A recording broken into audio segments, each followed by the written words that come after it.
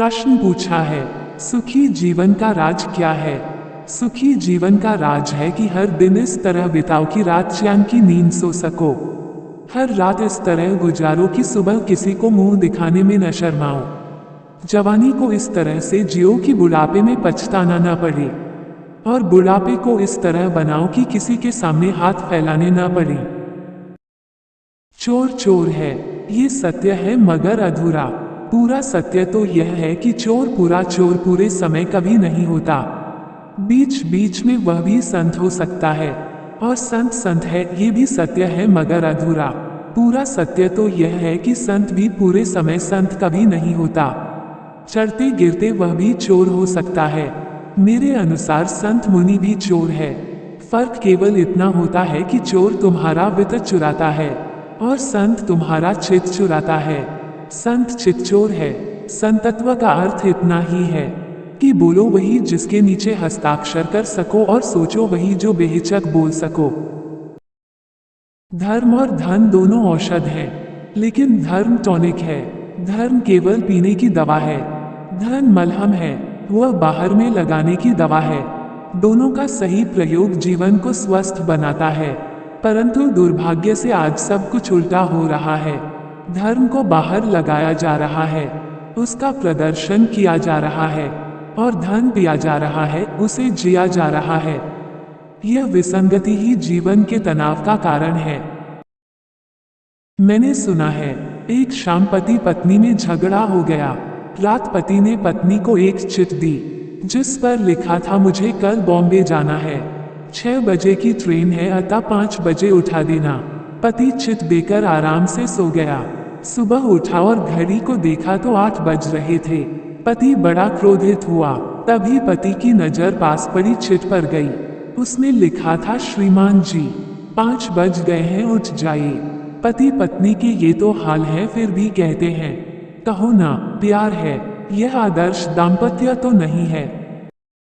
यदि आप गाड़ी चलाते हैं तो उसे सर्विस के लिए गैराज में भेजते हैं। क्यों? ताकि उसकी सफाई हो सके। संत मुनियों की धर्म सभाएं भी गैराज जैसी हैं, जहां तुम्हारे दिल दिमाग रूपी इंजन की धुलाई की जाती है। जिंदगी भी एक गाड़ी है, संकल्प की गाड़ी।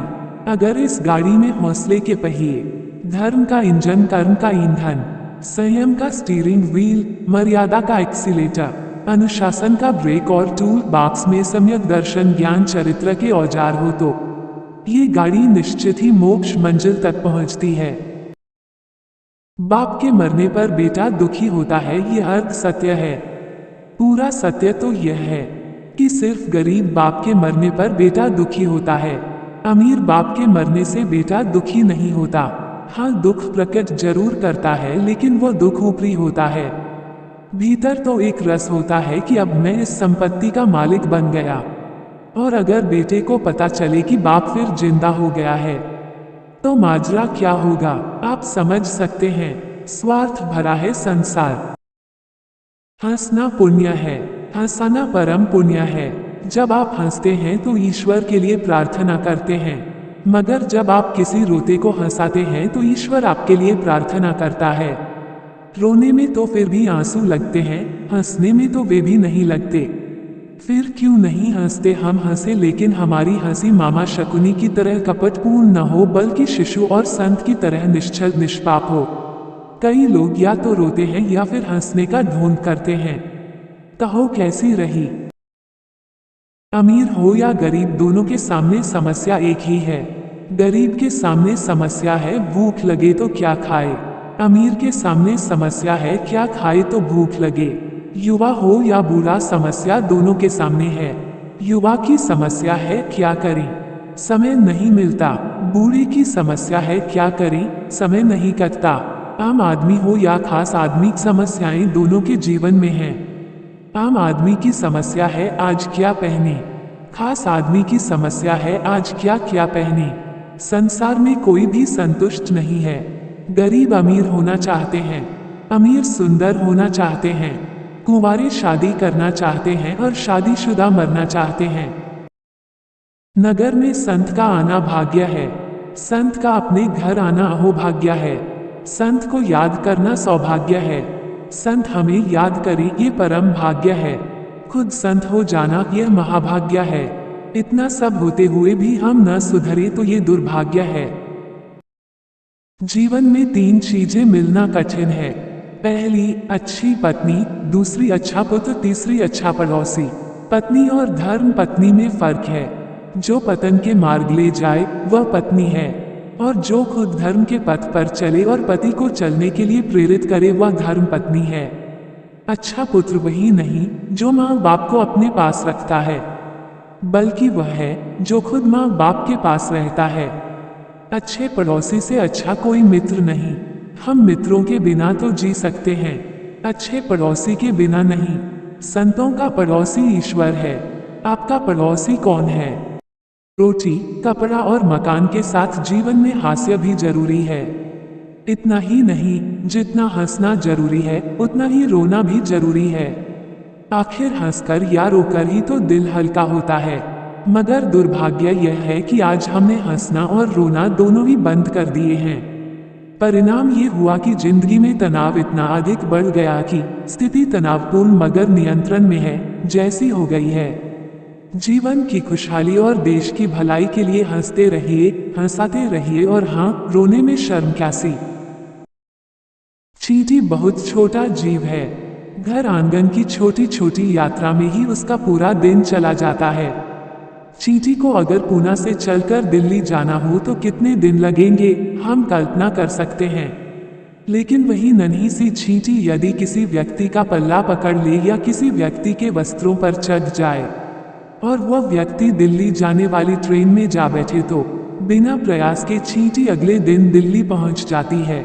इसी प्रकार सद्गुरु का पल्ला पकड़कर हम भी भाव सागर की दुर्गम यात्रा बिन प्रयास के पूरी कर सकते हैं। सुखी जीवन के 4 सूत्र हैं। पहला, वस्तु का आग्रह मत करो, जो मिले उसे प्रसाद समझकर स्वीकार कर लो। दूसरा, जबान से विग्रह मत करो, क्योंकि मुख से एक गलत शब्द निकल जाए तो रामायण होते होते महाभारत हो जाता है। तीसरा, संपत्ति के लिए परिग्रह मत करो, क्योंकि अति परिग्रह और अति परिचय अंततः दुख में कारण बनता है। चौथा, किसी भी व्यक्ति के प्रति पूर्वाग्रह से ग्रसित होकर व्यवहार मत करो, क्योंकि रात भर में दोस्त दुश्मन और दुश्मन दोस्त बन सकता है।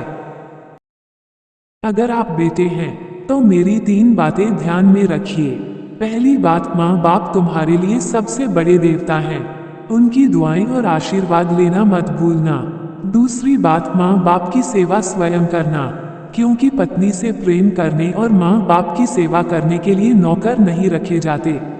तीसरी बात, माँ बाप की जो कमाई है उसे दान धर्म में खर्च करना, अपने उपयोग में नहीं लाना, क्योंकि माँ बाप की कमाई तुम्हारे लिए बहन जैसी है और बहन का उपभोग नहीं किया जाता, उसका तो कन्यादान ही होता है। जिंदगी में कभी दुख और पीड़ा आए तो उसे चुपचाप पी जाना। अपने दुख और दर्द दुनिया के लोगों को मत दिखाते फिरना, क्योंकि वे डॉक्टर नहीं हैं जो तुम्हारी समस्या का समाधान कर दें। ये दुनिया बड़ी जालिम है, तुम्हारे दुख दर्द को रो रो कर पूछेगी और हंस हंस कर दुनिया को बताएगी। अपने जख्म उन लोगों को न दिखाओ जिनके पास मरहम न हो। वे खुदगर्ज लोग मरहम लगाने की बजाय जख्मों पर नमक छिड़क देंगे।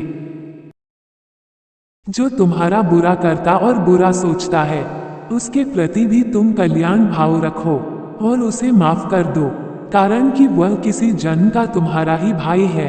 अपने ही दांत से यदि जीभ कट जाती है तो क्या तुम अपने दांत को तोड़ डालते हो? नहीं ना, तो फिर अपने ही किसी भाई की भूल पर इतना आग बबूला क्यों होते हो? और फिर तुम्हें पता नहीं कि हर महापुरुष के पीछे एक खलनायक जरूर होता है। आलोचकों से डरो नहीं, आखिर पत्थर उसी पेड़ पर फेंके जाते हैं जिस पर मीठे मीठे फल लटक रहे होते हैं। जैन धर्म खुद तो जबरदस्त है, मगर वह किसी के साथ जबरदस्ती कभी नहीं करता। इस धर्म को समझने के लिए दिमाग नहीं, दिल चाहिए। व्यवहार में अहिंसा, विचारों में अनेकांत और जीवन में अपरिग्रह, यही जैन धर्म है। जैन धर्म का सार यदि एक शब्द में कहना हो तो वह शब्द है वितरागता। जैन धर्म में व्यक्ति की नहीं, व्यक्तित्व की पूजा की प्रेरणा है।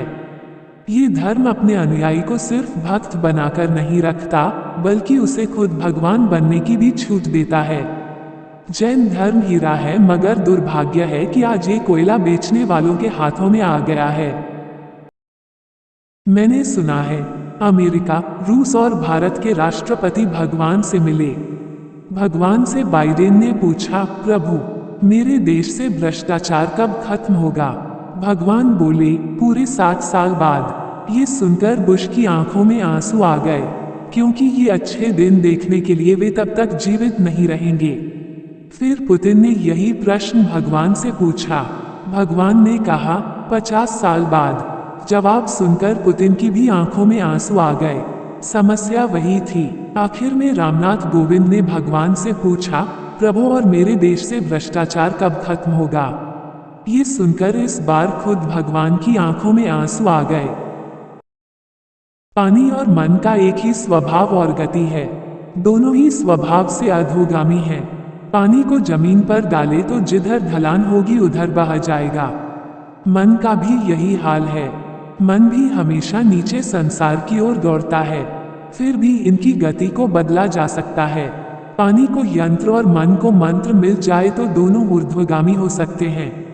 ऊपर से नीचे गिरे तो उसे धारा कहते हैं, लेकिन जब नीचे से ऊपर चढ़ने लगे तो उसे राधा कहते हैं। मन नीचे की तरफ दौड़े तो संसार है और ऊपर की तरफ चढ़े तो संन्यास है। मन का रोग आदि है, तन का रोग व्याधि है, पद का रोग उपाधि है, और इन तीनों रोगों की दवा समाधि है। ज्ञानी का विश्वास आदि व्याधि उपाधि में नहीं, समाधि में होता है। समाधि अपने हाथ से मृत्यु को निमंत्रण देना है। मृत्यु और समाधि में फर्क है। पुराना कपड़ा छोड़कर नया कपड़ा ले लेना यह मृत्यु है, और पुराना छोड़ना और फिर नया नहीं लेना ये समाधि है। दुनिया में 3 देव हैं, ब्रह्मा, विष्णु, महेश। ब्रह्मा जन्मदाता है, इसलिए लोग उन्हें पूजते हैं। विष्णु पालक और महेश संहारक है, इसलिए लोग उन्हें सिर झुकाते हैं। ब्रह्मा में विष्णु और विष्णु में महेश नहीं समा सकते, लेकिन दुनिया में माँ एक ऐसा तत्व है जिसमें ब्रह्मा भी है, विष्णु भी है और महेश भी है। माँ जन्म देती है इसलिए ब्रह्मा है, संतान को पालती है इसलिए विष्णु है, और संस्कार देकर उसका उद्धार करती है इसलिए महेश भी है। 9 घंटे 5 किलो का पत्थर पेट पर बांध कर देखो, पता लग जाएगा माँ क्या होती है। आज का आदमी बच्चों को कम, गंधों को ज्यादा पाल रहा है। एक नदी बह रही है तो वह स्वभावतः ही बह रही है, लेकिन एक व्यक्ति है जो नदी किनारे की चट्टान पर बैठा है और नदी के जल में अपना पैर डालकर हिला रहा है। मैंने पूछा, क्या कर रहे हो? जवाब मिला, देखते नहीं, मैं पैर हिला रहा हूँ, इसलिए नदी बह रही है। क्या ये गलत फहमी का गधा पालना नहीं है? यथार्थ में जिए, क्योंकि दम्भ में कोई दम नहीं होता। संत ने द्वार पर दस्तक दी और आवाज लगाई, भिक्षा देही। एक नन्ही बालिका बाहर आई, बोली, बाबा हम गरीब हैं, हमारे पास देने को कुछ नहीं है। संत बोले, बेटी मना मत कर, अपने आंगन की धूल ही दे दे। लड़की ने एक मुट्ठी धूल उठाई और भिक्षा पात्र में डाल दी। शिष्य ने पूछा, गुरुजी धूल भी कोई भिक्षा है, आपने धूल देने को क्यों कहा? संत बोले, बेटे अगर वह आज ना कह देती तो फिर कभी नहीं दे पाती। आज धूल दी तो क्या हुआ, देने का संस्कार तो पड़ गया। आज धूल दी है, फल फूल भी देगी, दाता बनकर जियो। महावीर की दृष्टि में श्रावक हो या मुनि, संसारी हो या सन्यासी, दोनों में कोई फर्क नहीं। अध्यात्म की दृष्टि में दोनों ही एक जैसे हैं। अगर कोई फर्क है भी तो यही कि श्रावक 500 का पुराना नोट है और मुनि 500 का नया नोट। नोट नया हो या पुराना, इससे कोई फर्क नहीं पड़ता, कारण कि दोनों का बाजार भाव तो एक ही होता है। कल किसी ने कहा, मुनिश्री हम उनकी क्या होड़ करें, हम तो उनके सामने चींटी बराबर हैं। मुझे उनकी ना समझी पर हंसी आई और लगा, देखो सिद्धों जैसा जीव कैसी कार की भाषा बोल रहा है। संत अध्यात्म के आकाश में इंसानियत का इंद्रधनुष है। संत सौहार्द के सितार पर सद्भाव का संगीत है। संत अपनत्व के आंगन में आत्मीयता की आराधना है। संत प्यार की पीढ़ी पर परमात्मा की प्रार्थना है। संत विकृति के बाजारों में संस्कृति का शंखनाद है। संत शत्रुता के शूल नहीं चुभाता। संत कलह के कांटे नहीं उगाता। संत वासनाओं के बताशे नहीं बांटता। संत षड्यंत्र के यंत्र नहीं बेचता। संत समाधिमरण का बीज देता है। संत आचरण का आशीष देता है। संत जागरण की तावीज देता है। संत जो कभी नष्ट न हो वो चीज देता है। गंगा सिर्फ पाप का, चंद्रमा सिर्फ ताप का और कल्पवृक्ष सिर्फ अभिशाप का नाश करता है। लेकिन संत का दर्शन पाप, ताप और अभिशाप तीनों का नाश करता है। 1 घंटे की खुशी चाहिए तो बेहतर होगा आप एक झपकी ले लें। 1 दिन की खुशी चाहिए तो प्रोग्राम बनाएं और पिकनिक पर निकल जाएं। 1 महीने की खुशी चाहिए तो आज ही शादी कर डालिए। 1 साल की खुशी चाहिए तो टाटा बिरला जितनी संपत्ति कमा लीजिए। और अगर जिंदगी भर की खुशी चाहिए तो हर हाल में मस्त रहने की आदत डाल लीजिए।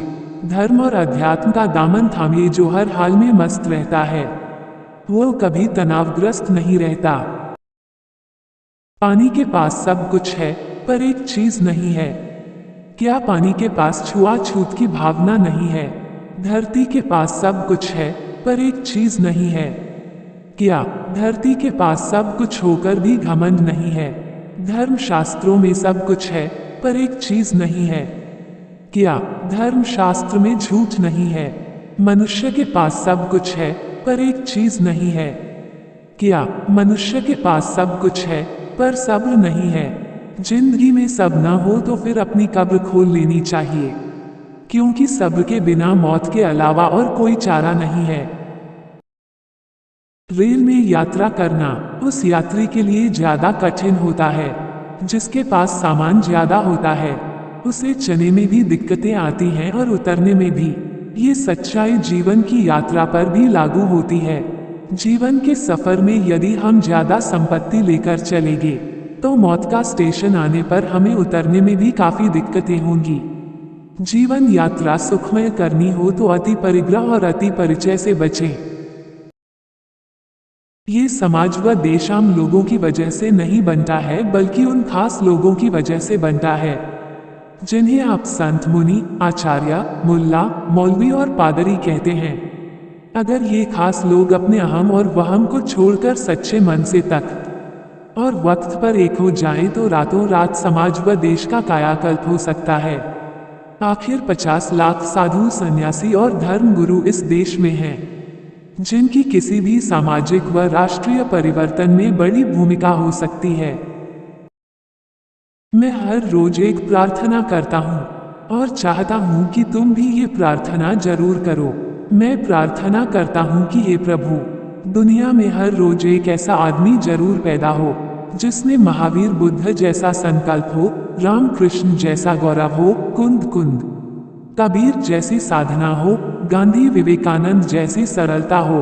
और हाँ, दुनिया में हर रोज एक ऐसा आदमी जरूर मरे जिसे महावीर जैसी मृत्यु उपलब्ध हो, जिसकी मृत्यु लोगों के लिए दिवाली का उत्सव बन जाए, महावीर निर्वाण महोत्सव बन जाए।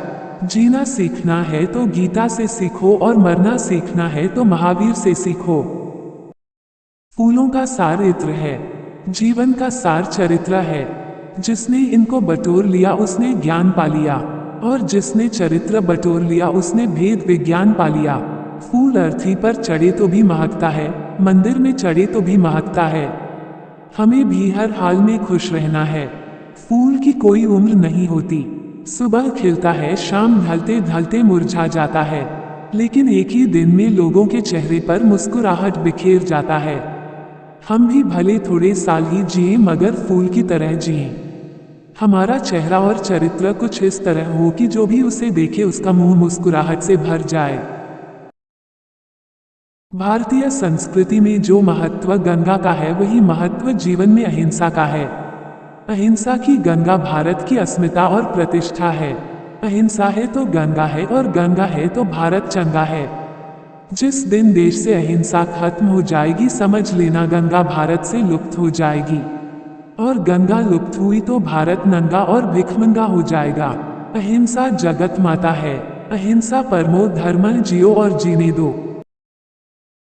रोज न सही पर कभी कभी मरघट जरूर जाओ और वहां जलती हुई चिताओं को देखो। वहां ज्यो ज्यो चिता जलेगी तुम्हारी चेतना भी जगती चली जाएगी। दरअसल किसी की जलती हुई चिता तुम्हारे लिए एक चेतावनी है कि आज नहीं तो कल तुम्हारा भी यही हाल होने वाला है। समझ हो तो किसी की भी अर्थी जीवन का अर्थ दे सकती है, और समझ न हो तो तरुण सागर जैसे मुनि भी कुछ नहीं कर सकते। जो अर्थी को देखकर जीवन का अर्थ नहीं समझ सकता, वह डोली को देखकर जीवन का क्या अर्थ समझेगा। सफेद बाल निवृत्ति के प्रतीक हैं। जब तुम भोजन करने बैठते हो तो अंत में चावल आते हैं। चावल आने का अर्थ है भोजन पूरा हुआ। अब रस मलाई और मिठाई नहीं आएगी, केवल पानी आएगा। अतः अब पानी पीकर और हाथ मुंह धोकर उठ जाना है। इस प्रकार जब तुम्हारे मस्तिष्क रूपी थाली में सफेद बाल रूपी चावल परोस दिए गए हों, तो संसार से हाथ जोड़कर संन्यास ले लेना चाहिए।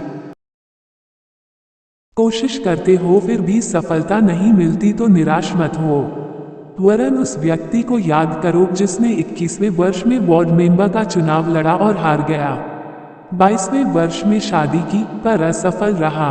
24वें वर्ष में व्यवसाय करना चाहा फिर नाकामयाब रहा। 27वें वर्ष में पत्नी ने तलाक दे दिया। 32वें वर्ष में सांसद पद के लिए खड़ा हुआ पर मात खा गया। 37वें वर्ष में कांग्रेस की सीनेट के लिए खड़ा हुआ किंतु हार गया। 42वें वर्ष में पुनः सांसद पद के लिए खड़ा हुआ और फिर हार गया। 47वें वर्ष में उपराष्ट्रपति पद के लिए खड़ा हुआ पर परास्त हो गया। लेकिन वही व्यक्ति 51 वर्ष की उम्र में अमेरिका का राष्ट्रपति बना। नाम था अब्राहम लिंकन। हिम्मत मत हारो, नए सिरे से फिर यात्रा शुरू करो, कामयाबी जरूर मिलेगी। वृद्ध व्यक्ति ने अपने गांव में नए व्यक्ति को देखा। जिज्ञासावश पूछा, आप श्रीमान कौन? मैं आपके गांव के स्कूल में टीचर हूँ। आपके परिवार में कौन कौन है? मैं हूँ, मेरी पत्नी है, मेरे 2 बच्चे हैं, बूढ़ी माँ है, उसको हमने अपने पास ही रख लिया है। कुछ समय पश्चात फिर एक नया व्यक्ति गांव में दिखाई दिया। वृद्ध ने फिर पूछा, आप श्रीमान कौन हैं? मैं आपके गांव के पोस्ट ऑफिस में नया कर्मचारी हूँ। आपके परिवार में कौन कौन है? मैं हूँ, मेरी माँ है, पत्नी है, 2 बच्चे हैं। हम अपनी माँ के पास रहते हैं। एक परिस्थिति 2 मनस्थिति। माँ बाप सिर्फ जन्म देते हैं, जीवन तो गुरु से ही मिलता है। गुरु स्वयं शक्ति संपन्न होते हैं मगर वे अपनी शक्ति पर इतराते नहीं हैं, बल्कि वे खुद भाव सागर से तरते हैं और शिष्यों को भी तराते हैं। गुरु के बिना जीवन अधूरा है। जीवन में एक गुरु जरूर होना चाहिए, फिर चाहे वह मिट्टी का द्रोणाचार्य ही क्यों ना हो। गुरु क्या है? एक फैमिली डॉक्टर जो हमारे मन के रोगों का उपचार करते हैं। किसी भी शिष्य के लिए गुरु का द्वार मंदिर मस्जिद की चौखट से अधिक महत्वपूर्ण होता है। सेवा करनी है तो पद वद के चक्कर में मत पड़ना, बिना पद के ही सेवा में लग जाना, क्योंकि पद और मद दोनों सगे भाई हैं। पद के आते ही आदमी में मद भी आ जाता है, और फिर अहंकारी आदमी सेवा कैसे कर सकता है? पद शाश्वत नहीं है। पद से उतरते ही आदमी भूत हो जाता है। जैसे भूतपूर्व मुख्यमंत्री संत मुनि कभी पद नहीं लेते, इसलिए वे कभी भूत नहीं होते। क्या तुमने कभी सुना भूतपूर्व रामचंद्र जी, भूतपूर्व श्री महावीर जी? पद में राजी होने वाला भूतपूर्व और प्रभु में राजी होने वाला अभूतपूर्व हो जाता है। यदि तुम चाहते हो कि तुम्हें कभी दिल का दौरा न पड़े तो तुम्हारे दिल में 2 चीजों का होना जरूरी है। एक तो कब्रिस्तान और दूसरा मंदिर। अपने दिल में एक कब्रिस्तान बनाकर रखिए, ताकि जब कभी भी किसी दूसरे व्यक्ति में कोई दोष या बुराई दिखे तो उसे उस कब्रिस्तान में दफना सको। और साथ में दिल में एक मंदिर का होना भी जरूरी है, ताकि जब कभी किसी दूसरे में कोई गुण या खूबी दिखे तो उसे वहां से उठाकर अपने मन मंदिर में उसकी प्राण प्रतिष्ठा कर सको। मक्खन में फंसे हुए बाल को निकालना सहज है, परंतु सूखे हुए गोबर के कंडे में फंसे बाल को निकालना बड़ा कठिन है। ज्ञानी के शरीर में रहने वाला जीव मक्खन के गोले में फंसे बाल जैसा है। वो मृत्यु के समय सहजता से प्राण छोड़ देता है, लेकिन अज्ञानी मृत्यु के समय रोता है, क्योंकि उसके प्राण वासना में अटक जाते हैं और यही वासना उसे फिर परिवार में खींच लाती है। माताएं बहनें कहती हैं, न जरा मुन्ना को देखना, बिल्कुल दादाजी पर गया है। दादाजी पर नहीं, दादाजी ही हैं जो पोता बनकर फिर आ गए। घर तो पशु पक्षी भी बना लेते हैं।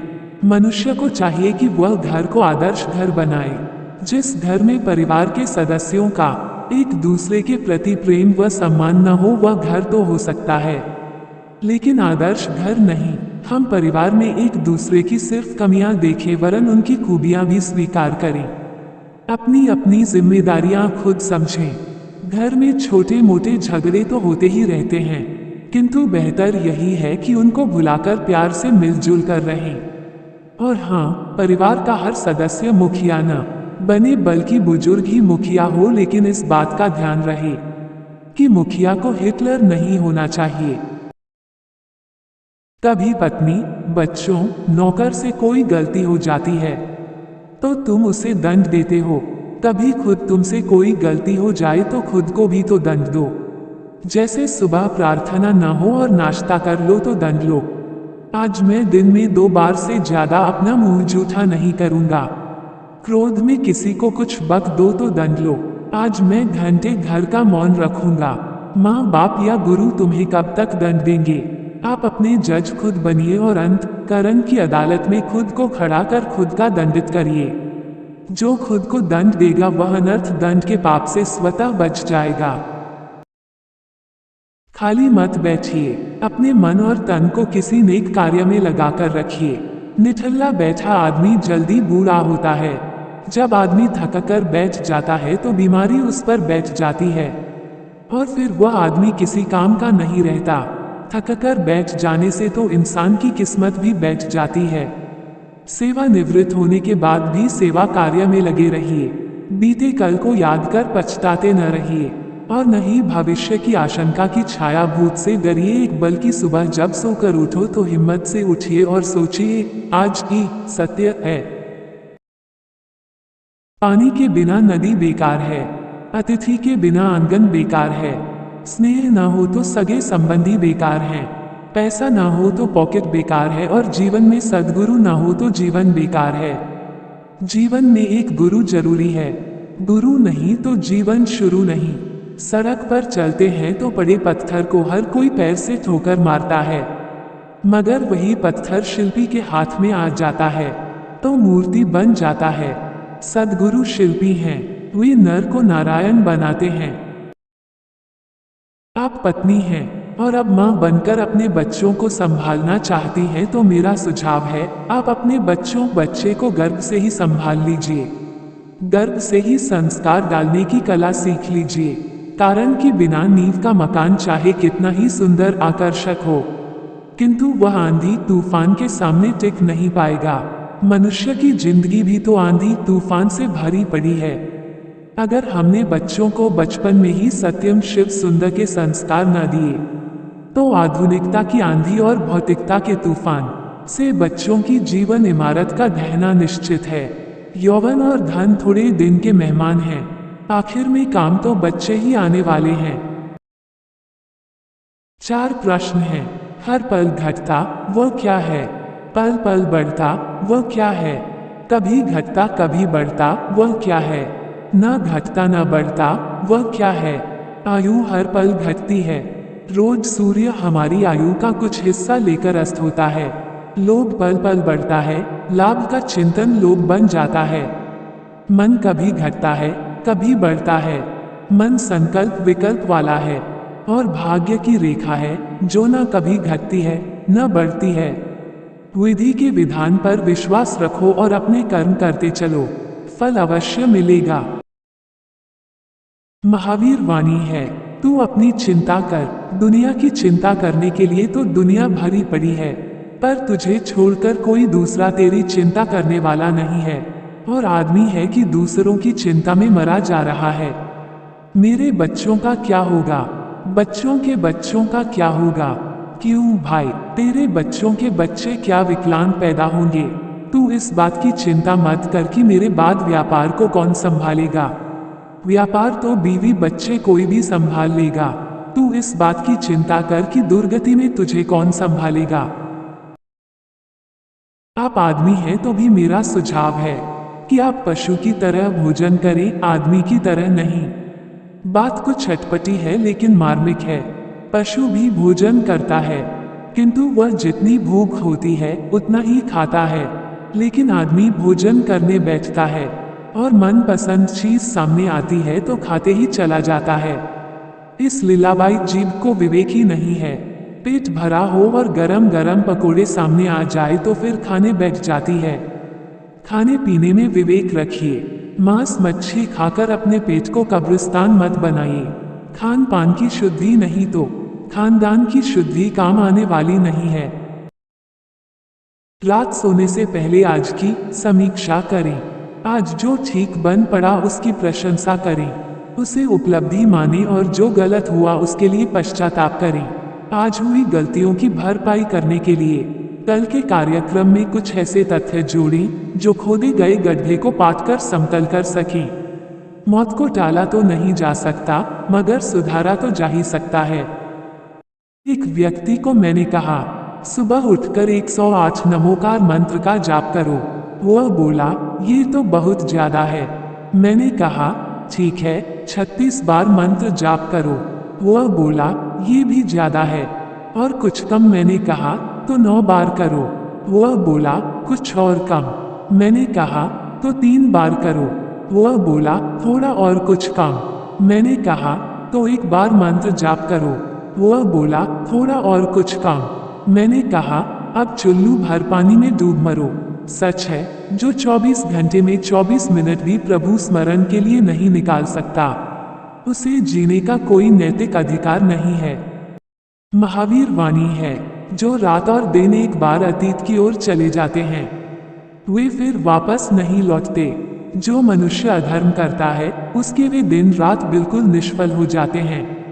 लेकिन जो मनुष्य धर्म करता है, उसके वे रात दिन सफल हो जाते हैं। इसलिए जब तक बुढ़ापा नहीं सताता, जब तक व्याधियां नहीं बढ़ती, जब तक इंद्रियां अशक्त नहीं होती, तब तक धर्म का आचरण कर लेना चाहिए। आज के आदमी के पास सुख और सुविधा के लिए यूं तो बहुत कुछ है। उसके पास टीवी सेट है, डिनर सेट है, डायमंड सेट है, सोफा सेट है, टी सेट है। सिर्फ एक माइंड अपसेट है, बाकी सब सेट है। आदमी का दिमाग विचारों का विश्वविद्यालय बना हुआ है और दिमाग में एक अंतहीन महाभारत मचा हुआ है। हर ओर टेंशन है। टेंशन का इलाज मेडिसिन नहीं, मेडिटेशन है। मैं भूखे पेट और नंगे बदन चलकर हर रोज तुम तक केवल इसलिए आता हूँ कि मैं तुम्हें और तुम्हारे परिवार को मुस्कुराता हुआ देखना चाहता हूँ। पूरे समाज व देश को आपसी प्रेम और विश्व शांति के पथ पर बढ़ता हुआ देखना चाहता हूँ। यद्यपि मैं परमार्थ का यात्री हूँ, फिर भी एक स्वार्थ मुझे तुम्हारे बीच खींच लाता है और मुझे बोलने को मजबूर करता है। और वह स्वार्थ है तुम्हारी खोई हुई हंसी वापस लौटाना। मैं तुम्हें हंसना सिखाना चाहता हूँ, क्योंकि हंसना पुण्य है, हंसाना परम पुण्य है। पर्यावरण के प्रदूषण से ज्यादा आज विचारों का प्रदूषण है। मन और चिंतन के प्रदूषण से खतरनाक और कोई प्रदूषण नहीं है। प्रदूषण का समाधान है पर्युषण। गांधी जी ने सारे देश को 3 बंदरों के प्रतीक स्वरूप संदेश दिया। बुरा मत देखो, बुरा मत सुनो, बुरा मत बोलो। मैं समझता हूँ इसमें एक और बंदर को जोड़ने की जरूरत है, जो माथे पर हाथ रखकर बैठा हो और कह रहा हो, बुरा मत सोचो। आदमी का बुरा देखना, सुनना और कहना बुरा सोचने पर टिका होता है। महावीर की पहचान अहिंसा से है और विश्व का भविष्य अहिंसा है। आज हिंसा और आतंकवाद से घिरी दुनिया में अमन चैन लाने के लिए अहिंसक शक्तियों को आगे आना होगा। अहिंसा का झंडा थामने वाले लोग यह न समझें कि हम दुनिया की आबादी का मुट्ठी भर हैं। क्या कर सकते हैं? थोड़ी सी हिम्मत और ईमानदारी से दुनिया को स्वर्ग में तब्दील किया जा सकता है। छोटी सी चिंगारी ज्वाला बन जाती है। दुनिया में खून खराबा बहुत हो चुका, अब अहिंसक शक्तियां इससे निजात दिलाने आगे आए। दुनिया में कोई भी संतुष्ट नहीं है। गरीब अमीर होना चाहते हैं, अमीर सुंदर होना चाहते हैं, कुंवारे शादी करना चाहते हैं और शादीशुदा मरना चाहते हैं। यहाँ हर आदमी दुखी है। इसका कारण इतना ही है कि यहाँ कोई अपने होने में राजी नहीं है। हर एक आदमी दूसरे जैसा होना चाहता है, जबकि सुखी होने का फॉर्मूला है तुम अपने होने में राजी हो जाओ, क्योंकि तुम सिर्फ तुम हो। तुम्हारे जैसा दुनिया में दूसरा कोई नहीं है। तुम्हारे नाक नक्श का दूसरा आदमी नहीं है। तुम बेजोड़ हो, इसलिए दूसरे जैसे बनने की कुचेष्टा मत करो, क्योंकि वह तुम कभी भी नहीं हो सकते। आखिर वह भी तो बेजोड़ है। जीवन और मृत्यु पल पल है। सांस का आना जीवन है, सांस का जाना मृत्यु है। मृत्यु अवश्यम भावी है। जब मरना ही है तो डरना क्या, और रोते रोते मरना क्या। मृत्यु तो जीवन का निचोड़ है, और तुम हो कि इससे मुंह चुरा रहे हो। जीवन जो जाने वाला है, तुम उसे बचाने में लगे हो, और मृत्यु जो निश्चित है, हर हाल में आने वाली है, उसकी कहीं कोई तैयारी नहीं। मेरा कहा मानो तो जो मृत्यु करे वह तुम ही कर डालो। मृत्यु जिसे छीन ले उसे तुम खुद छोड़ देना। बस यही संन्यास है, यही समाधि है। जैनियों के पास महावीर स्वामी का बढ़िया माल है, लेकिन पैकिंग घटिया है, जबकि जमाना पैकिंग का है। जैन समाज या तो अपने मंदिरों के दरवाजे जन जन के लिए खोले, या फिर महावीर को मंदिरों की दीवारों से निकालकर आम आदमी तक लाएं, चौराहे तक लाएं। चौराहे पर लाने से मेरा ये कहना कतई नहीं है कि मैं मर्यादाओं से खेल रहा हूँ। हमें दो में से किसी एक को चुनना होगा, या तो महावीर तक हर आदमी को पहुँचने का हक देना होगा, या फिर महावीर को हर आदमी तक पहुँचाना होगा। आपका क्या ख्याल है? बच्चा यूं भी सुंदर लगता है, लेकिन कोई उसकी आंखों में काजल आंच दे तो और भी सुंदर लगने लगता है, और फिर हर कोई उसे गोद में लेकर खिलाना चाहता है। यूं तो तुम भी सुंदर हो, लेकिन यदि तुमने अपनी आंखों में प्रभु भक्ति का काजल आंच लिया तो तुम और भी सुंदर लगने लगोगे, और फिर तुम्हें खुद प्रभु गोद में लेकर खिलाए तो आश्चर्य नहीं। धर्म और विज्ञान संपूरक हैं। मनुष्य को गति विज्ञान से मिलती है, जबकि धर्म उसे दिशा प्रदान करता है। धर्म के पास दिशा है पर गति नहीं, जबकि विज्ञान के पास गति है किंतु दिशा नहीं। जीवन में गति न हो तो जड़ता आ जाएगी, और दिशा के अभाव में गतिशीलता जीवन में संकट कर देगी। अत जीवन में धर्म और विज्ञान का संतुलित समन्वय आज की सर्वोपरि आवश्यकता है। मेरा कोई दावा नहीं है कि मैं दुनिया को सुधार दूंगा, मगर यह वादा जरूर है कि मैं अपनी तरफ से दुनिया को सच्चा मार्ग दिखाने में कोई कसर बाकी नहीं रखूंगा।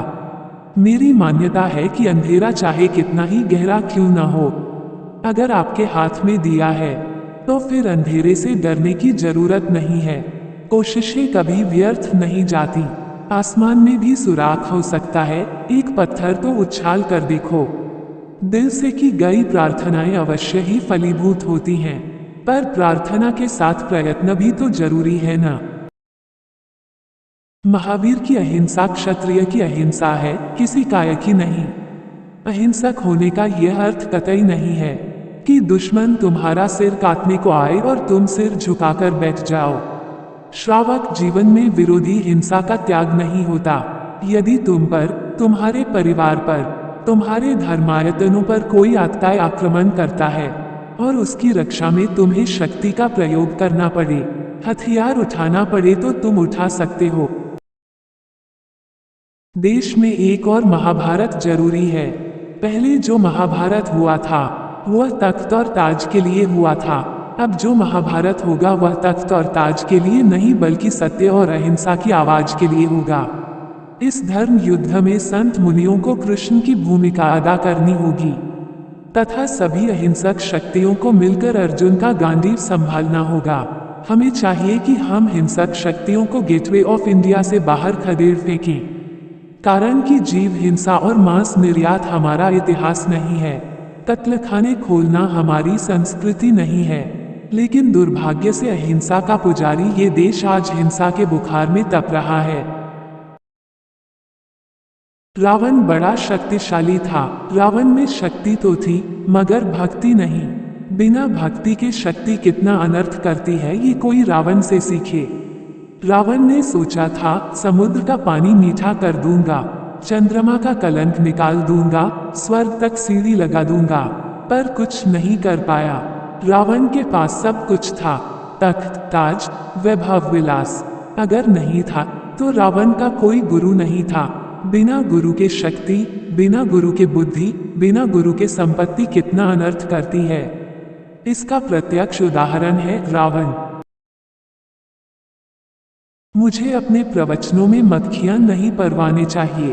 परवाने वे होते हैं जो क्षमा पर आते हैं तो मर मिटते हैं, वापस नहीं जाते। मक्खियों का क्या, वे तो आती हैं, भिन भिन आती हैं और चली जाती हैं। मुझे ऐसे श्रोता चाहिए जो सत्संग में अपने को मिटा देने को राजी हूँ, अपने अहम और दम्भ को न्यौछावर कर देने को राजी हूँ।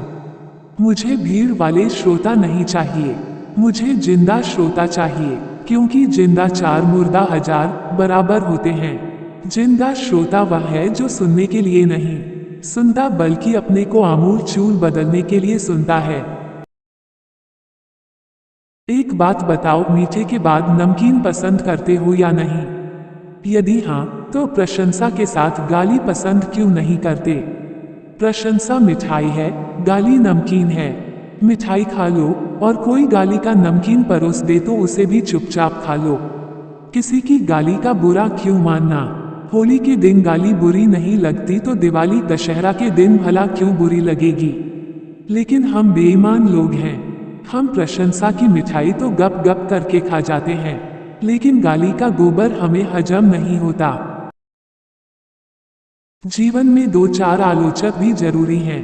यदि फिल्म में खलनायक ना हो तो नायक के व्यक्तित्व में चमक नहीं आती, और जीवन में 2-4 निंदक ना हो तो आदमी लापरवाह हो जाता है। निंदक हमें सावधान रखता है। जिस गली में 2-4 सुअर होते हैं वो गली स्वच्छ रहती है। निंदक सुअर के समान है, वह हमें शुद्ध रखता है। कोई तुम्हारी निंदा करे तो सोचना लोग उसी पेड़ पर पत्थर फेंकते हैं जिस पर मीठे मीठे फल लटक रहे होते हैं।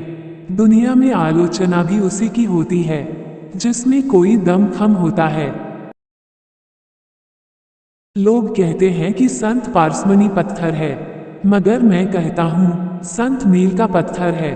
संत उस मील के पत्थर की तरह है जो तुम्हें तुम्हारी मंजिल की दूरी बताता है, जो कहता है इतना चल चुके हो और अभी इतना और चलना है। संत तो केवल मार्ग दिखा सकता है, चलना तो तुम्हें ही होगा। कहते हैं न कि घोड़े को नदी तक तो ले जा सकते हो, पानी भी दिखा सकते हो मगर पिला नहीं सकते। मैं तुम्हें नदी तक ले आया हूँ, पानी भी दिखा रहा हूँ, अब पीना तो तुम्हें ही होगा। कहो क्या ख्याल है? नेता शहर का चेहरा तो बदल सकता है, लेकिन आदमी का नहीं। आदमी का चेहरा और चरित्र को बदलने की सामर्थ्य सिर्फ संत में होती है। कानून और दंड के भय से समाज को नहीं सुधारा जा सकता। समाज सुधार का कार्य कोई संत और मुनि ही कर सकता है। नेता समाज में आता है तो नोट वोट और सपोर्ट मांगने के लिए आता है, लेकिन संत नोट वोट और सपोर्ट नहीं बल्कि तुमसे तुम्हारी खोट मांगने के लिए आता है। संत मुनि चलते फिरते पॉवर हाउस हैं, जिन किन्हीं के भी मन में जीवन ऊर्जा पाने की भावना है, उन्हें चाहिए कि वे संतों से जुड़े और संतोषी बने। जीवन में सुख और शांति चाहते हो तो मौत का अभ्यास करो। मरने से पहले एक बार मरकर देखो, घबराओ मत। मौत को याद करने से तुम जल्दी नहीं मर जाओगे, मगर हाँ, मौत के स्मरण से तुम्हारे मन में जो पाप और वासनाएं है वे जरूर मर जाएंगी। लेकिन आज का आदमी बहुत चालाक है, वह मृत्यु का नाम तक सुनना नहीं चाहता। शादी के अवसर पर अगर कोई बच्चा कह दे राम नाम सत्य है, तो फिर देखना मजा, हर आदमी उसे फटकारेगा। ध्यान रहे, मृत्यु की राख पर जीवन का पौधा उगता है और जीवन फिर मृत्यु की राख में विसर्जित हो जाता है। मैंने शिक्षा और दीक्षा महावीर को मंदिरों में पूजने के लिए नहीं, बल्कि उनकी शिक्षा को दुनिया में फैलाने के लिए ली है। दरअसल आज दुनिया को फिर किसी महावीर की जरूरत है, एक ऐसे महावीर की जो हिंसा और हत्या के घने अंधकार में अहिंसा और प्रेम के दीप जला सके।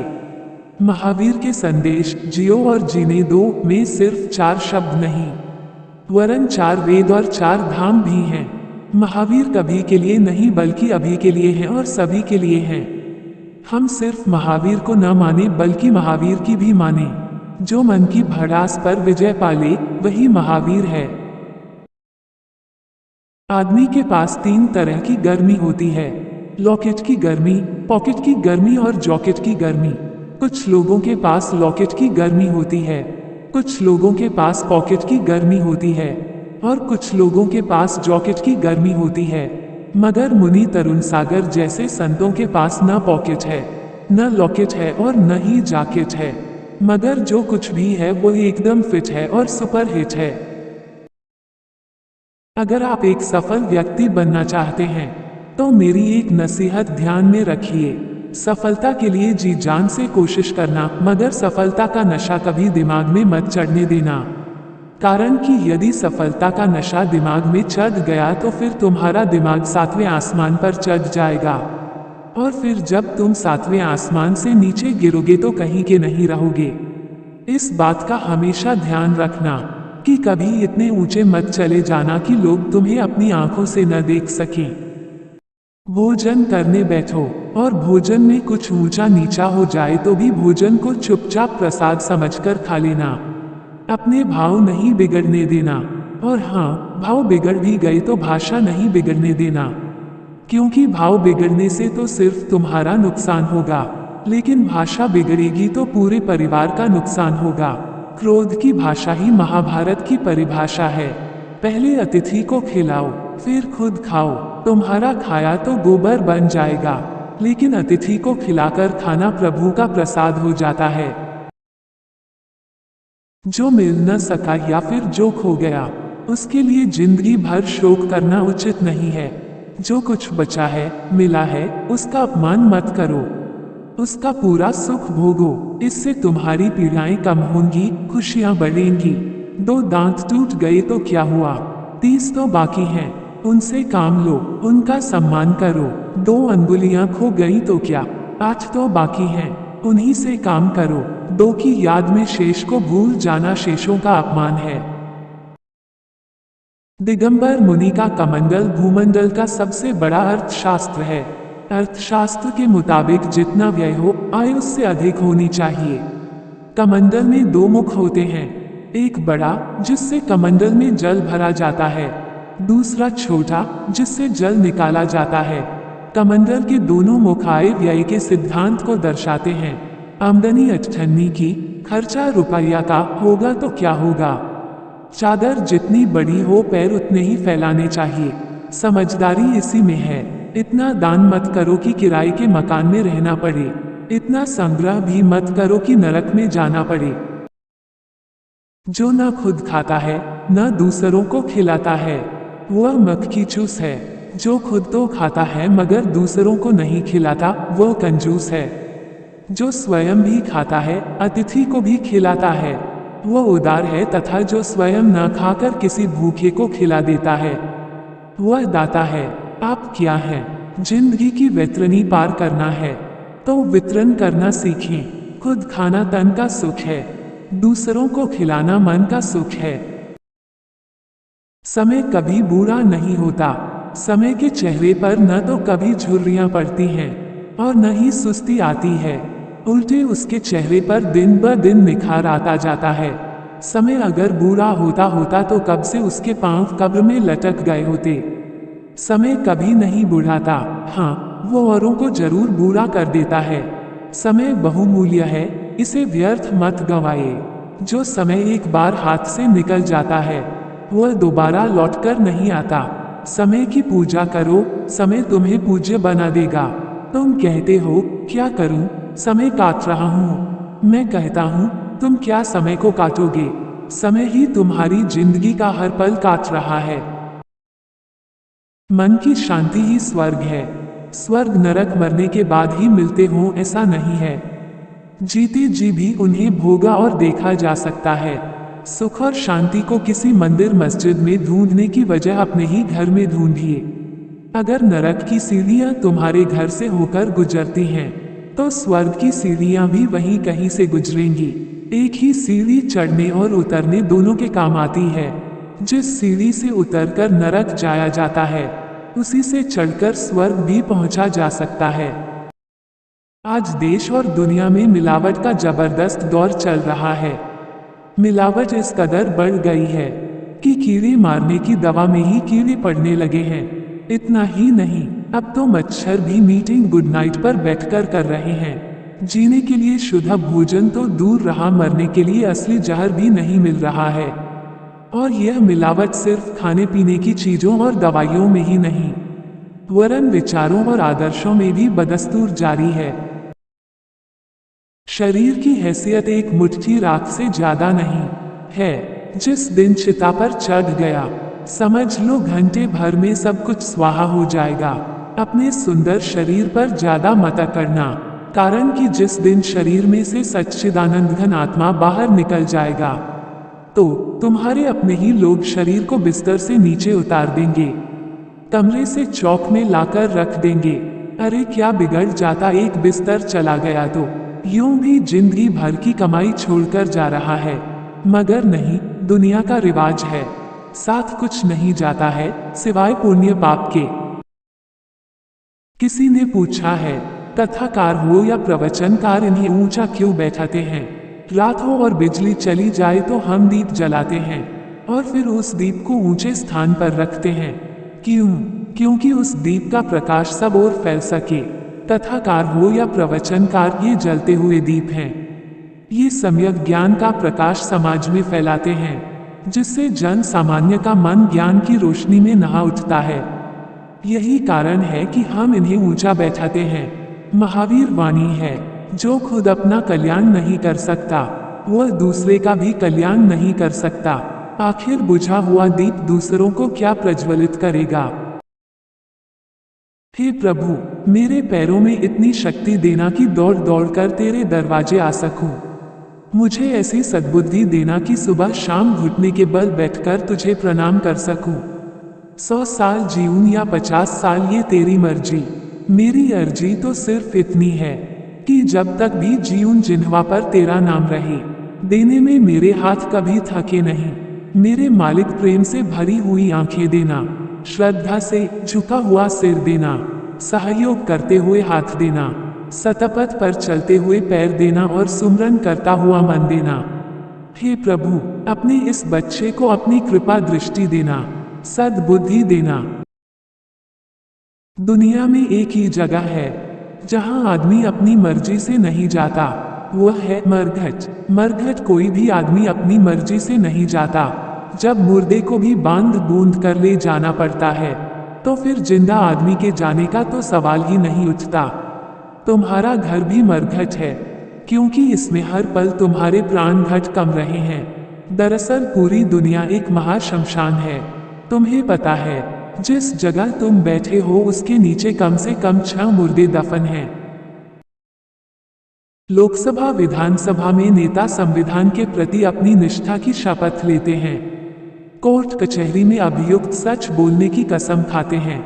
ये शपथ कसम गीता और कुरान के नाम पर होती है, मगर मुझे लगता है ये ठीक नहीं है, कारण कि प्रलोभन मिलते ही हम इस तरह की शपथ कसम न सिर्फ भूल जाते हैं, बल्कि बेहिचक तोड़ भी देते हैं। मेरा मानना है कि नेताओं अभियुक्तों को शपथ गीता, कुरान, बाइबल की नहीं बल्कि उनकी अपनी बेटी और बीवी के नाम की दिलानी चाहिए, कारण कि आज उनकी नज़र में बेटी और बीवी की अहमियत गीता और कुरान से कहीं अधिक है।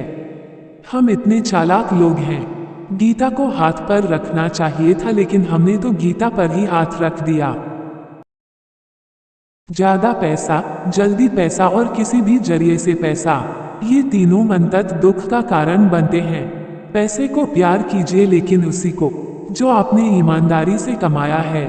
जीवन में खूब पैसा कमाना, मगर अपनी सेहत को दांव पर लगाकर नहीं, क्योंकि पहला सुख तो निरोगी काया ही है। जीवन में सब सुख सुविधाएं हो, लेकिन सेहत भली चंगी ना हो तो उन सुख सुविधाओं का क्या औचित्य। विडंबना यह है कि व्यक्ति पहले पैसा कमाने के लिए अपना शरीर बिगाड़ता है और फिर शरीर सुधारने के लिए पैसा बिगाड़ता है। आज उधार की जिंदगी ने सभी कुछ बेईमानी बना दिया है। कल तक जिंदगी मौन से चलती थी, आज लोन से चल रही है। माल घर ले आओ और किस्तें चुकाते रहो। TV, fridge, washing machine, AC, car, computer, cell phone जैसे संसाधनों से देखते ही देखते घर भर गया। पूछो अब सुख भोग रहे हो? बोले नहीं। तो किस्तें चुका रहा हूँ, और किस्तें चुकाते चुकाते एक दिन आदमी खुद चुक जाता है।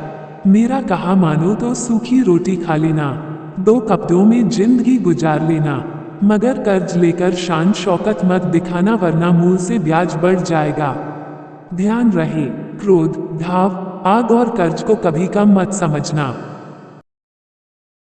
किसी भी गांव में 2 चीजों का होना जरूरी है, एक तो मंदिर और दूसरा शमशान। मंदिर गांव के बाहर होना चाहिए। मंदिर वहां होना चाहिए जहां गांव का शोर शराबा सुनाई न दे, ताकि मंदिर में मन रम सके। और शमशान गांव के बीच में होना चाहिए। शमशान वहां होना चाहिए जहां से हम दिन में 10 बार गुजरते हैं, ताकि जब जब हम वहां गुजरे तो वहां जलती लाशों को देखकर हमें जीवन का अंतिम सत्य दिखाई दे जाए। लेकिन हमने चालाकी से सब उलट पलट कर दिया है। मंदिर को गांव में ले आए और शमशान को गांव के बाहर छोड़ आए। संत मुनियों से प्रेम करो, क्योंकि वे तुम्हारे कल्याण मित्र हैं। संत मुनि तुम्हारे लिए इतने ही उपयोगी हैं जितना चौराहे पर खड़े इंसान के लिए मील का पत्थर। संत का सत्संग ज्ञान के झरने हैं, जहां कुछ तो प्यास बुझाते हैं। कुछ लोग हैं जो सिर्फ 1-2 घूंट ही पीते हैं और आगे बढ़ जाते हैं, और कुछ लोग ऐसे भी हैं जो सिर्फ कुल्ला करते हैं। सत्संग के इन झरनों में प्यास तो बुझानी ही है, साथ ही गहरी डुबकियां भी लगानी हैं, क्योंकि जिंदगी के अवतार मोती गहराई में ही मिलते हैं। बुजुर्गों, अपना क्रोध एकदम बंद कर दो, क्योंकि बूढ़े आदमी का क्रोध कोई भी पसंद नहीं करता। जवान अपना क्रोध थोड़ा मंद कर ले तो चल जाएगा, लेकिन बुजुर्ग को अपना क्रोध थोड़ा मंद नहीं, पूरा बंद करना होगा। जवानी में तो फिर भी क्रोध की कीमत होती है। जो कमाता है, घर का खर्च चलाता है, लोग उसका क्रोध भी बर्दाश्त कर लेते हैं। लेकिन जो ना कमाता है और बैठे बैठे खाता है, फिर भी गुर्राता है, उसका क्रोध कोई पसंद नहीं करता। बूढ़े आदमी के क्रोध की कीमत कुत्ते जैसी होती है। लोग कहते हैं, बुढ़े की तो भौंकने की आदत ही पड़ गई है, भौंकने दो। अपने बच्चों की तुलना औरों के बच्चों से मत करिए, और ना ही उन्हें औरों के बच्चों जैसा बनने के लिए कहिए। इससे उन्हें चिढ़ होती है और वे तनावग्रस्त हो जाते हैं। यदि आप अपने बच्चे की तुलना उसके दोस्त से करेंगे, तो कल्पना कीजिए क्या होगा यदि वह भी आपकी तुलना अपने दोस्त के पिता से करने लगे। बच्चों को तुलना की तुला में तौलना उनकी नैसर्गिक प्रतिभा की हत्या करना है। बच्चों से सिर्फ इतना ही कहें, बेटे, हटके किया हटके दिया, दुनिया हमेशा याद रखती है। सर्दी में नहाने में, कर्ज के चुकाने में शुरू में थोड़ा दुख तो होता है, मगर बाद में बहुत आराम मिलता है। जहर खाकर मरने में, विषय भोग करने में और शराब का प्याला भरने में शुरू में थोड़ा सुख तो होता है, मगर बाद में बड़ी सजा भोगनी पड़ती है। तपस्या और वेश्या दोनों भी ऐसे ही कर्म हैं। फर्क सिर्फ इतना है, तपस्या का आदि कटु लेकिन अंत स्वर्ग होता है, जबकि वेश्या का आदि मधुर लेकिन अंत नरक होता है। पहले के लोग घड़ी नहीं पहनते थे, इसके बावजूद उनका जीवन समयबद्ध था। उनका सोना जागना, खाना पीना सब कुछ समय पर होता था। इसके विपरीत आज हर घर और हर हाथ में घड़ी है, बावजूद इसके आदमी की दिनचर्या एकदम अस्त व्यस्त है। आज आदमी की कलाई में बंधी घड़ी महज शोभा की वस्तु बनकर रह गई है, जबकि घड़ी आदमी को घड़ी घड़ी चेताती है कि जिंदगी घड़ी 2 घड़ी से ज्यादा नहीं है। अतः तू शांतचित हो, घड़ी भर बैठकर प्रभु का स्मरण कर ले। वरना हाथ की घड़ी हाथ में बंधी रह जाएगी और जीवन की घड़ी बंद हो जाएगी। 8 साल और 7 साल की उम्र में घर छोड़ देना इस देश की पुरानी परंपरा रही है। इधर जब बच्चा 8 साल का होता था तो विद्या अध्ययन के लिए घर छोड़कर गुरुकुल चला जाता था, और उधर जब व्यक्ति 60 साल का होता था तो घर छोड़कर संन्यास आश्रम ले लेता था। मेरा निवेदन तो केवल इतना सा है कि 60 साल में घर भले न छोड़ो पर कम से कम अधिकार का सुख तो छोड़ ही देना। मुझे क्यों नहीं पूछा, ऐसा भाव छोड़ देना। अपने बेटे बहू से कहना, अब तुम ही इस घर के मालिक हो, हम तो बस मेहमान हैं। अब तुम अपने ढंग से जियो, अपने ढंग से रहो। दुनिया में कुछ चीजें जल्दी उग जाती हैं, मगर कुछ चीजें समय मांगती हैं। अगर गाजर घास उगाना है तो 2-4 दिन बहुत हैं। मौसमी फूल उगाने हैं तो 2-4 दिन से काम नहीं चलेगा, 2-4 सप्ताह चाहिए। और अगर ऐसे वृक्ष उगाने हैं जो सैकड़ों साल तक रहें और जिनके नीचे हजारों लाखों लोगों को विश्राम मिले, तो ऐसे वृक्ष 2-4 सप्ताह में उगने वाले नहीं हैं। ऐसे वृक्षों को उगाने में पूरा जीवन लग जाता है, और कभी कभी तो जीवन भी कम पड़ जाता है। स्वर्ग, मोक्ष और परमात्मा के वृक्ष ऐसे ही वृक्ष हैं। अगर आप टाल मटोल करने में माहिर हैं, तो जाहिर है कि आप खुद ही अपने दुश्मन हैं। आप खुद अपनी ही तरक्की से जलते हैं, तभी तो तरक्की से बचने के लिए टाल मटोल करते हैं। किसी भी अच्छे काम को कल पर मत टालिए, इसमें नुकसान आखिर आपका ही होगा। कल का काम आज और आज का काम अभी कर डालिए, पता नहीं कल क्या होगा। और अगर हर काम को कल पर टाला तो पता है कल क्या होगा, बहुत बुरा। जैन धर्म दुनिया का सबसे परिपक्व और सर्वश्रेष्ठ धर्म है, लेकिन इसके अनुयायी जैन अपने धर्म के आचरण में अभी कच्चे हैं। जैन धर्म में पाठ अपरिग्रह का है, लेकिन ठाठ परिग्रह का है। श्रमण संस्कृति आज वाणिज्य संस्कृति बन गई है। महावीर नग्न खड़े हैं, और आश्चर्य है कि दुनिया में सबसे ज्यादा कपड़े की दुकान महावीर के अनुयायी जैनियों की हैं। महावीर के तन पर वस्त्र की एक चिंदी तक नहीं थी, और हम हैं कि महावीर वस्त्र भंडार चला रहे हैं। हम दोहरा जीवन जी रहे हैं, एकांत मैखाने में शराब और समाज में पानी छानकर पी रहे हैं। पत्नी ने पूछा, अगर मैं मर गई तो तुम क्या करोगे? पति ने कहा, ऐसा कैसे हो सकता है, मैं तुम्हें मरने ही नहीं दूंगा। पत्नी ने कहा, वह तो ठीक है, मगर कल्पना करो मैं मर गई तो तुम क्या करोगे? पति ने कहा, क्या करूंगा, मैं तो बस पागल हो जाऊंगा। पत्नी बोली, सच? पति बोला, बिल्कुल सच। पत्नी ने खुश होकर पूछा, तो इसका मतलब तुम दूसरी शादी नहीं करोगे? पति मुस्कुराया और बोला, अब पागल आदमी का क्या भरोसा, वह तो कुछ भी कर सकता है, इसी का नाम संसार है। सत्य और ईमान का रास्ता स्वर्ग में जाकर खत्म होता है। दुर्भाग्य है कि आज सत्यवादियों और ईमानदारों का अकाल सा पड़ गया है। क्यों? क्योंकि अब लोगों का विश्वास है कि अब ईमानदारी के दिन लग गए हैं। वे तर्क देते हैं कि देखो, टेढ़े मेढ़े वृक्षों को यहाँ कोई नहीं छेड़ता और सीधे सपाट वृक्ष हमेशा ही काटे जाते हैं। मेरा कहना है, सच्चाई के दिन कभी नहीं लगते। कीमती फर्नीचर हमेशा सीधी सपाट लकड़ी का ही बनता है। टेढ़ी मेढ़ी लकड़ियां हमेशा चूल्हे में जलाने के काम आती हैं। दुनिया में व्यक्ति को आया की तरह रहना चाहिए। आया बच्चे का उपटन करती है, उसे दूध पिलाती है, उसे पुचकारती, खिलाती और प्यार देती है, अपनी गोद में खिलाती है, सीने पर सुलाती है। मगर जब एक दिन किसी बात पर मालिक नाराज हो जाता है, तब उसे कहता है कि तू अपना हिसाब कर ले, मेरे घर से चली तू जा, और वो हिसाब लेकर अपना बोरिया बिस्तर बांधकर चल देती है। फिर वो उस बच्चे के लिए रोती नहीं है, दुनिया में रहिए, प्यार भी करिए, मगर आसक्ति मत रखिए। आसक्ति ही दुखों की जड़ है। आसक्ति जो आ तो सकती है, मगर जा नहीं सकती। नारी के 3 रूप हैं, लक्ष्मी, सरस्वती और दुर्गा। नारी परिवार को संपन्न बनाने के लिए लक्ष्मी का रूप धारण करे, संतान को शिक्षित करने के लिए वो सरस्वती बनकर दिखाए, तथा सामाजिक बुराइयों को ध्वस्त करने के लिए सिंह पर आरूढ़ दुर्गा की भूमिका निभाए। नारी कल भी भारी थी, आज भी भारी है। पुरुष कल भी आभारी था, आज भी आभारी है। हिंदू और मुसलमान, जैन और बौद्ध, सिख और ईसाई ये सब दिए हैं। शरीर दिया है। शरीर में जो आत्मा है वह ज्योति है। दिए का मूल्य ज्योति से है। दिवाली की रात लोग किस तरह दियों को सजाते हैं, जलाते हैं, मगर सुबह क्या करते हैं? कचरे के ढेर पर फेंक देते हैं। क्यों? क्योंकि अब उनमें ज्योति नहीं रही। आत्मा ज्योति है। ज्योति ज्योति में फर्क नहीं होता तो हिंदू और मुसलमान में फर्क कैसे होगा? मनुष्य जाति एक है, उसे हिंदू और मुसलमान के नाम पर बांटना और फिर उसे लड़ाना मनुष्यता के खिलाफ एक षड्यंत्र है। सुबह जब तुम सोकर उठते हो तो जीवन एकदम नया होता है। नए जीवन के साथ मन भी नया होना चाहिए। नए मन से अर्थ, सुबह सोकर उठो तो दर्पण की तरह खाली मन लेकर उठो। उस मन में कोई प्रतिबिंब, कोई स्मृतियों के चित्र नहीं होने चाहिए।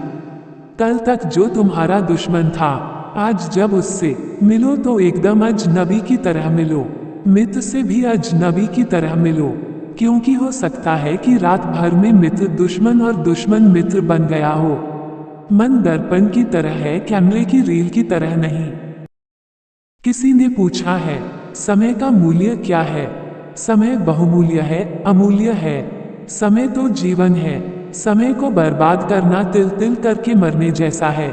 समय समय है, तुम्हारे बाप का नौकर नहीं। वह न तो किसी का इंतजार करता है और न ही किसी से इकरार। समय कभी पीछे मुड़कर भी नहीं देखता। अभी 12 बजे थे और अब 1 बज गया। तुम्हारी मौत 1 घंटा और आगे सरक आई। कल शनिवार था और आज रविवार हो गया। मतलब जिंदगी की मुट्ठी में से एक दिन और खिसक गया। गरीबी क्या है? वर्तमान उपलब्धि से संतुष्ट न होने का नाम ही गरीबी है। अमीर हो या गरीब, यहाँ कोई भी सुखी नहीं है। गरीब को कल की चिंता है तो अमीर 99 के फेर में उलझा हुआ है। यूं भी मन का पेट कभी भरता नहीं है। करोड़ मिल जाए तो 10 करोड़ की लालसा सताने लगती है। मन का चरित्र है, जो मिल जाता है वो उसमें रस नहीं लेता। जो नहीं मिलता या मिलते मिलते रह जाता है, उसके पीछे भागता है। तुम हर वक्त सांस लेते हो, लेकिन सांस की कद्र कब होती है? जब सांस लेने के लिए ऑक्सीजन का सिलेंडर लगाना पड़े। पत्नी मायके जाती है तभी पत्नी का महत्व समझ में आता है। दुनिया में असंभव जैसा कार्य कुछ भी नहीं है, अगर आपने उसे पाने का दृढ़ निश्चय कर लिया है तो। क्योंकि कहा है कि घुटने के बल चलते चलते पांव खड़े हो जाते हैं और छोटे छोटे नियम एक दिन बहुत बड़े हो जाते हैं। पर याद रखना, कार्य जितना बड़ा होगा, श्रम, सब्र और समय भी उतना ही अधिक मांगेगा। हम अपने मिशन में केवल इस कारण से सफल नहीं हो पाते हैं कि हमारे सपने तो बड़े बड़े होते हैं, किंतु उन सपनों को साकार करने के लिए हम न तो कठोर श्रम करते हैं, न समय देते हैं और न ही हम में सब्र होता है। सीखने की ललक है तो कोई चींटी से भी सीख सकता है, और ललक नहीं है तो मुनि तरुण सागर भी कुछ नहीं सिखा सकते। प्रयत्न और पुरुषार्थ सीखना है तो चींटी से सीखो।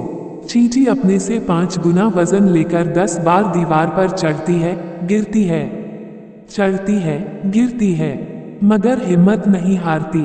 11वीं बार फिर कोशिश करती है और सफल हो जाती है। संघर्ष करिए, कोशिश करिए, सफलता अवश्य मिलेगी।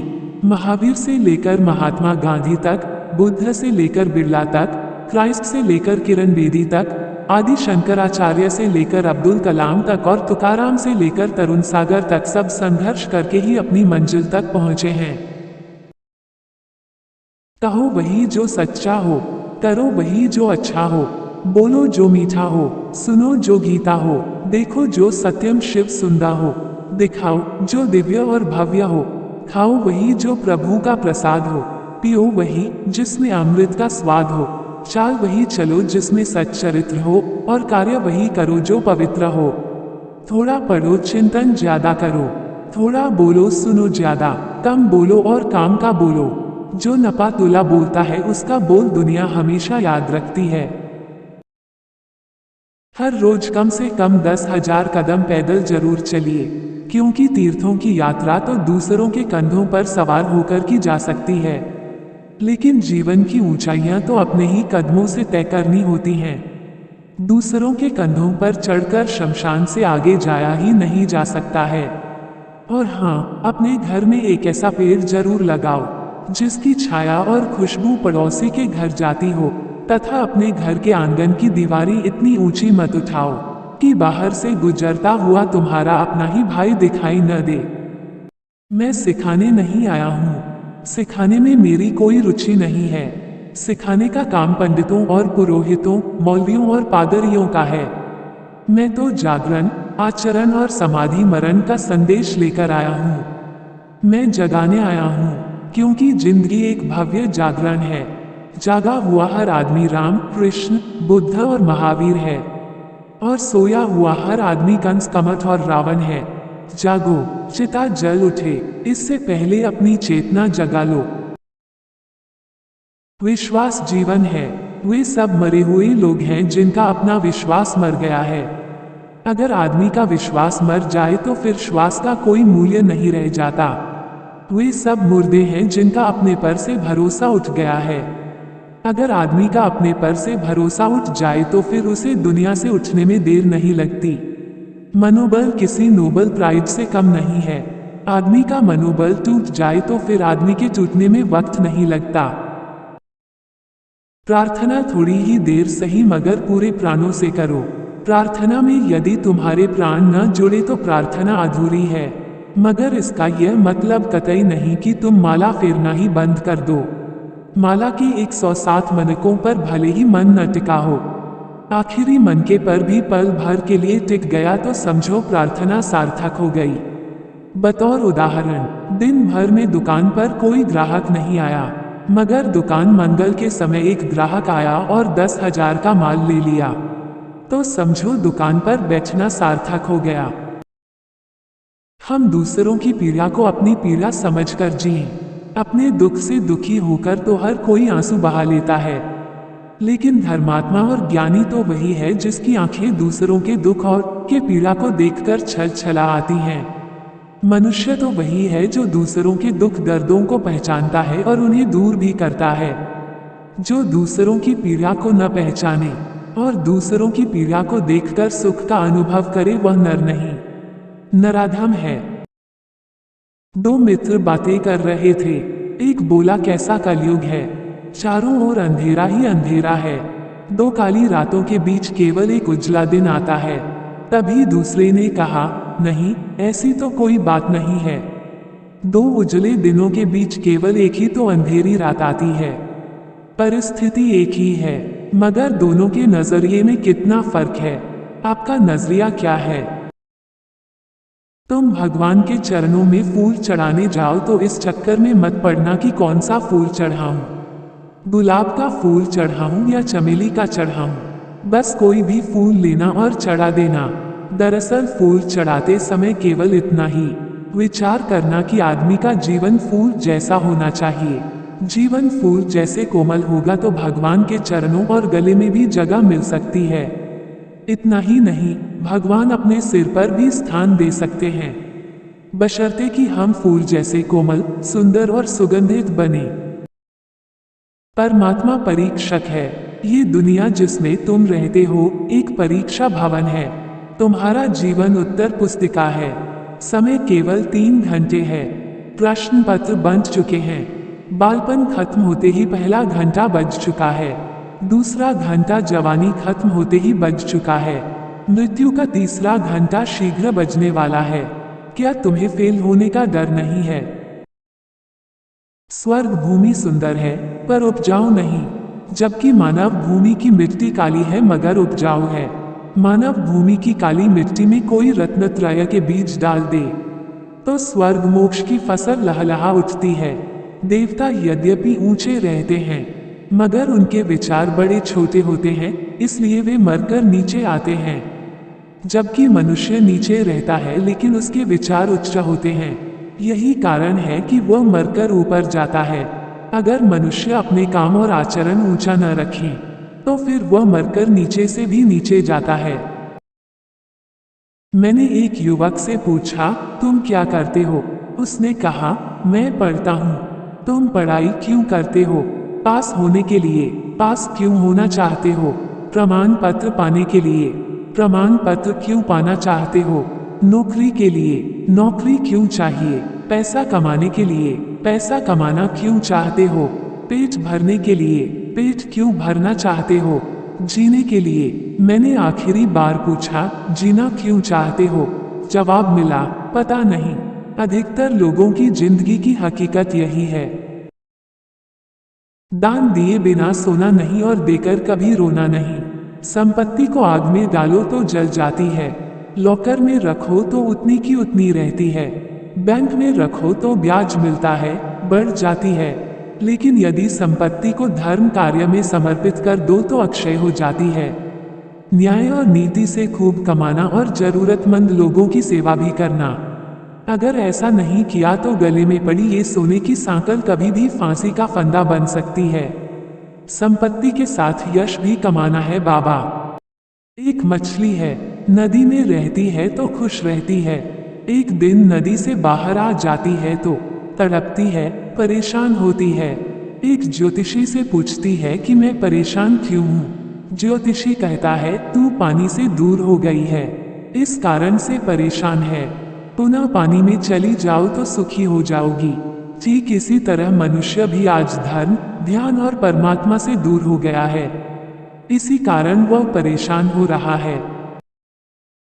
मैं तुमसे बदला लेने के लिए नहीं, बल्कि तुम्हें पूरी तरह से बदल देने के लिए आया हूँ। मैं स्वर्ग का संदेश देने नहीं, बल्कि धरती को ही स्वर्ग बनाने आया हूँ। धरती स्वर्ग कब बनेगी? जब हर दिल में श्रद्धा, हर आंख में प्रेम और हर जुबान से अमृत छलकेगा, तब धरती स्वर्ग बनेगी। स्वर्ग जैसी खुशी के लिए थोड़ा कम खाया करो, इससे तन स्वस्थ रहता है। थोड़ा गम खाया करो, इससे मन स्वस्थ रहता है। थोड़ा नम जाया करो, इससे जीवन स्वस्थ रहता है। पिता रोए तो समझना उसका वारिस चला गया है। संतान रोए तो समझना उसके सिर से छाया चली गई है। बहनें रोए तो समझना उसका रक्षाबंधन का त्योहार चला गया है। पत्नी रोए तो समझना उसकी मांग का सिंदूर चला गया है। माँ रोए तो समझना उसके बुढ़ापे का सहारा चला गया है।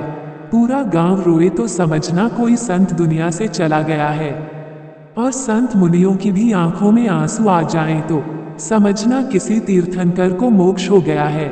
महावीर स्वामी की निर्वाण बेला में गौतम की भी आंखों में आंसू थे।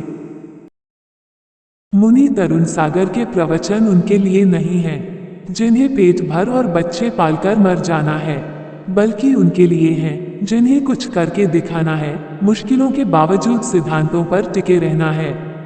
मेरे प्रवचन समय पास करने के साधन नहीं, वरन समय को हम सफर बनाने की साधना है। कुरुक्षेत्र में श्री कृष्ण ने जब गीता सुनाई, तब वहां मात्र एक श्रोता था, अर्जुन।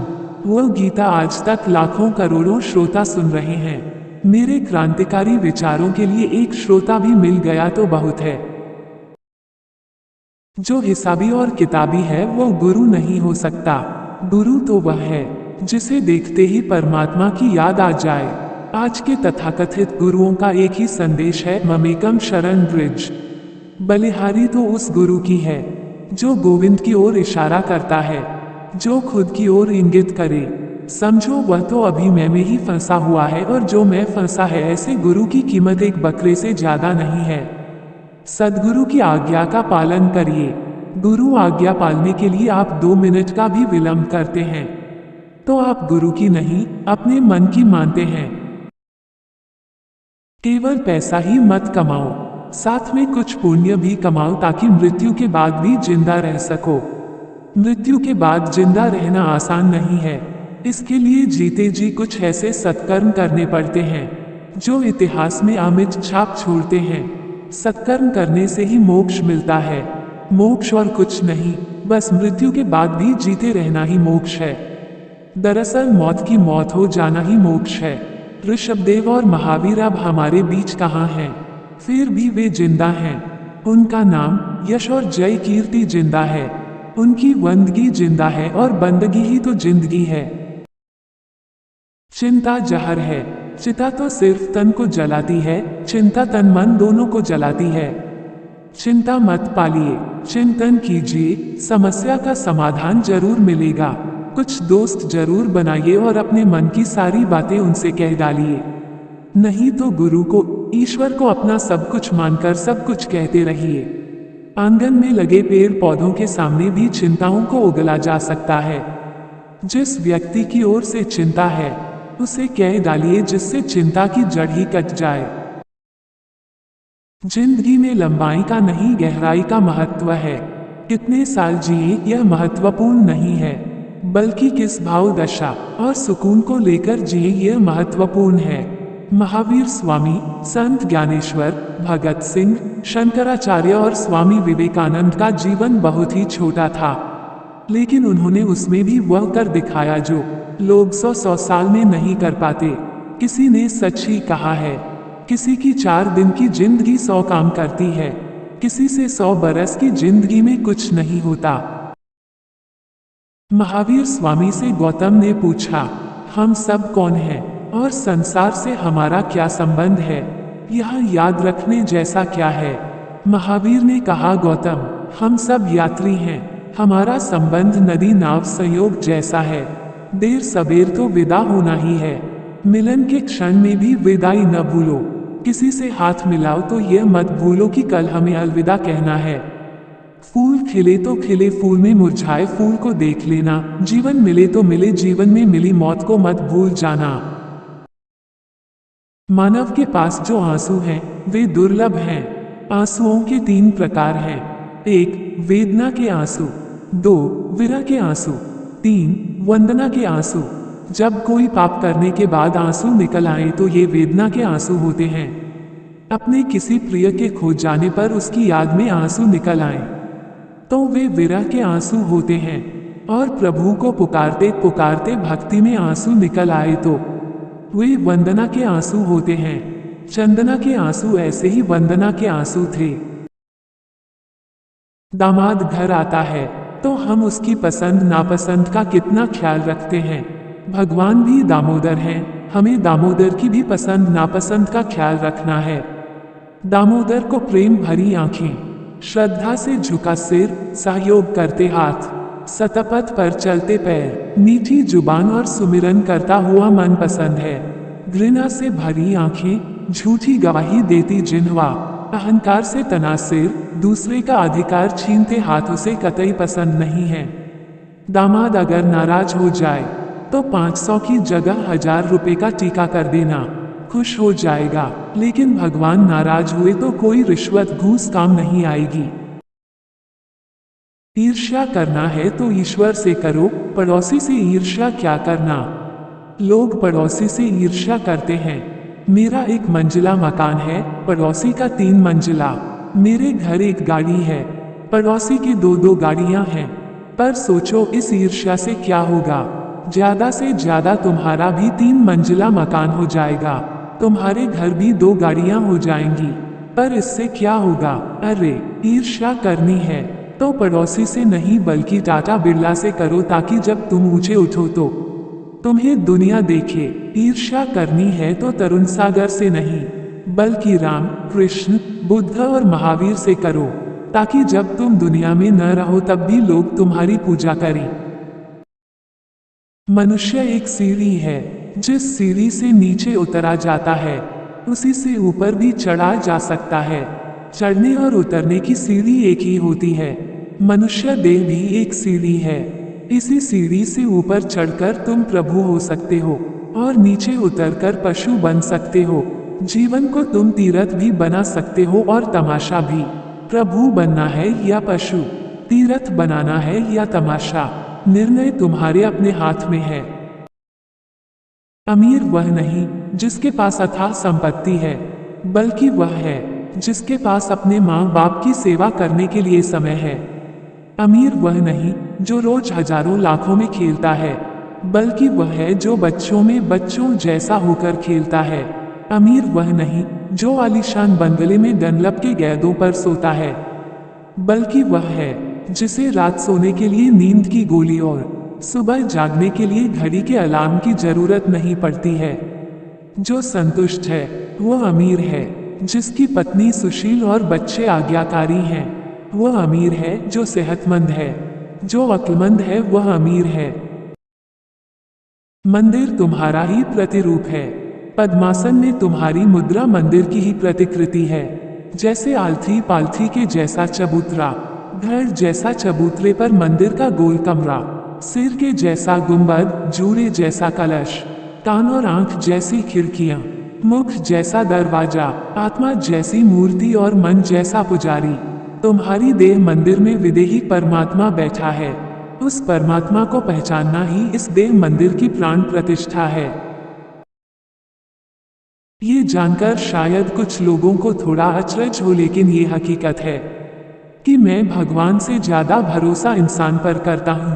भगवान को मैंने देखा नहीं है, और देखा भी है तो इंसान के रूप में ही देखा है। और वह इंसान ही तो है जो अपने को तपा खपाकर एक दिन भगवान बना लेता है। यह मेरा नहीं, भगवान महावीर का वक्तव्य है। इंसान एक सुषुप्त देवता है, बस इंसान को जगने और जगाने की जरूरत है। क्रोध बुरा नहीं है, क्रोध को जीभ का साथ मिल जाना बुरा है। अगर क्रोध को जीभ का साथ न मिले तो क्रोध न के बराबर रह जाता है, और मन में पैदा हुए क्रोध को जीभ का साथ मिल जाए तो जीवन में महाभारत मच जाता है। क्रोध को जीभ का साथ देना बंद कर दो। मैं गारंटी लेता हूँ जीवन के आधे झगड़े आज और अभी खत्म हो जाएंगे। क्रोध अंगारा है, आप जलधारा बनिए, शांति के सागर बनिए, आचार्य शांति सागर बनिए। मैं शांति का संदेश लेकर नहीं, वरन क्रांति की तलवार लेकर आया हूँ, क्योंकि दुनिया में बिना क्रांति के शांति संभव नहीं है। इस मुल्क को एक हरित क्रांति की सख्त जरूरत है। एक ऐसी क्रांति जो इंसान को इंसानियत की प्रतिष्ठा दिलाए और मरणासन मानवता में नई चेतना, नई जान फूंक सके। यदि आज हम इस क्रांति से चूकते हैं तो ये तय है कि कल हमारा अस्तित्व खतरे में होगा। किसी ने पूछा, आज का सबसे बड़ा रोग? मैंने कहा, क्या कहेंगे लोग? लोग क्या कहेंगे यह इस युग की सबसे बड़ी बीमारी है। लोग क्या कहेंगे ये सोचकर आदमी कुछ नहीं करता, न हंसता है न रोता है। कुछ करता है तो भी यही सोचकर कि वरना लोग क्या कहेंगे। और तुम्हें पता होना चाहिए, दुनिया तो यूं भी कहेगी और त्यों भी कहेगी। तुम नीचे देखकर चलोगे तो कहेगी, अब तो किसी के सामने देखता तक नहीं है। ऊपर देखकर चलोगे तो कहेगी, कैसी अकड़ में चलता है। चारों ओर देखकर चलोगे तो कहेगी, इसकी आंखों का कोई ठिकाना नहीं है। बंद करके बैठोगे तो कहेगी, बड़ा ध्यानी बन रहा है बगुला भगत। आंख फोड़ लोगे तो कहेगी, किया है तो भुगतो। दुनिया क्या कहती है इसकी चिंता मत करो, बड़े चलो चले चलो। जिंदगी के केवल 4 दिन हैं, और ये 4 दिन भी 2 आरजू और 2 इंतजार में कट जाते हैं। इससे आगे बढ़े तो इंसान की सिर्फ 2 दिन की कुल जिंदगी है, और उन 2 दिनों में एक दिन मौत का भी होता है। अब बचा केवल 1 दिन, और पता नहीं इस 1 दिन की जिंदगी पर आदमी इतना क्यों करता है। जिंदगी की हैसियत एक मुट्ठी राख से ज्यादा कुछ भी नहीं है। जीवन राख बने इससे पहले जो खरा है उसे पहचान लेना।